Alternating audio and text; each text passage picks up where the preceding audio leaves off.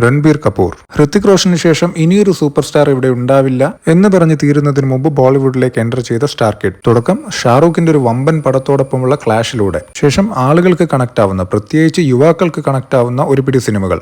എന്നാൽ 2011 ഇതുവരെ കാണിച്ച ടെംപ്ലേറ്റഡ് ബോയ് നെക്സ്റ്റ് ഡോർ സംഭവങ്ങൾക്കപ്പുറം എനിക്ക് സഞ്ചരിക്കാൻ കഴിയുമെന്ന് കാണിച്ചുകൊണ്ട് റോക്ക് സ്റ്റാർ വരുന്നു. തൊട്ടടുത്ത വർഷം ഇതേ സ്റ്റേറ്റ്മെന്റ് ഊട്ടിയുറപ്പിച്ച മറ്റൊരു പടം ബർഫി. ശേഷം 2013 കരിയറിലെ ഏറ്റവും വലിയ ബ്ലോക്ക് ബസ്റ്റർ യേ ജവാനി ഹേ ദിവാനി. അവിടുന്ന് അങ്ങോട്ട് കൃത്യമായി പറഞ്ഞാൽ ഒരു 3-4 വർഷം അദ്ദേഹത്തിന് മോശം സമയമായിരുന്നു. ബേഷരം, റോയ്, ബോംബെ വെൽവെറ്റ്, ജഗ്ഗ ജസൂസ് തുടങ്ങി നിരവധി പരാജയങ്ങൾ. ഇതിനിടയിൽ ഒരേ ഒരു ഹിറ്റ് സിനിമ 2016 ഏ ദിൽ ഹെ മുഷ്കിൽ. ആ ഒരു പടത്തെപ്പറ്റി നമുക്ക് സെപ്പറേറ്റ് സംസാരിക്കാം. അങ്ങനെ കുറച്ചധികം ഫ്ലോപ്പുകൾക്ക് ശേഷം 2018 സഞ്ജയ് ദത്തിന്റെ ബയോപിക്കുമായി ഇദ്ദേഹം വന്നു. സഞ്ജയ് ദത്തിന് ഒരു പരിധിക്കപ്പുറം വൈറ്റ് വാഷ് ചെയ്തു എന്നൊരു പഴി ഈ സിനിമ കേട്ടെങ്കിലും സംഗതി ബ്ലോക്ക് ബസ്റ്ററായി. അത് കഴിഞ്ഞ് 4 വർഷത്തിനു ശേഷം 2022 ദീർഘകാലം പ്രൊഡക്ഷനിലിരുന്ന ഷംഷേര റിലീസാവുന്നു. ആ പടം ഒരു പരാജയം മാറി. എന്നാൽ അതേ വർഷം പുള്ളിയുടെ കരിയറിലെ ഏറ്റവും വലിയ സിനിമയും പുറത്തിറങ്ങുന്നു, ബ്രഹ്മാസ്ത്ര.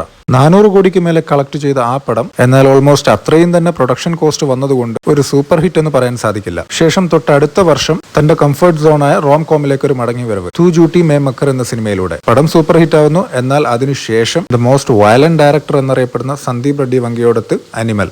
അതുവരെ ഹാർട്ട് ത്രോപ്പ് റൊമാൻറ്റിക് ഹീറോ പോലുള്ള വിശേഷണങ്ങൾ കേട്ടിരുന്ന ഒരാൾ സ്ട്രെയിറ്റ് പോകുന്നു സൂപ്പർ സ്റ്റാർ ലീഗിലേക്ക്. കാരണം ഇൻഡസ്ട്രി ഏതായാലും ഒരാൾ ഒരു സൂപ്പർ സ്റ്റാർ എന്ന നിലക്ക് ഉയർത്തപ്പെടണമെങ്കിൽ അതിന് ആക്ഷൻ മൂവീസ് കൂടിയേ തീരുള്ളൂ. അതായിരുന്നു രൺബീർ കപൂറിന് അനിമൽ. ഇനി അടുത്തതായി വരാൻ പോകുന്നത് മറ്റൊരു മെഗാ ബഡ്ജറ്റ് പടം. സോ ഇനി രൺബീർ കപൂറിന് ശേഷം ഒരു സൂപ്പർ സ്റ്റാർ ഉണ്ടാവുമോ എന്ന് മാത്രം അന്വേഷിച്ചാൽ മതി. കാരണം തൽക്കാലം ഇദ്ദേഹം ഇവിടെയുണ്ട്.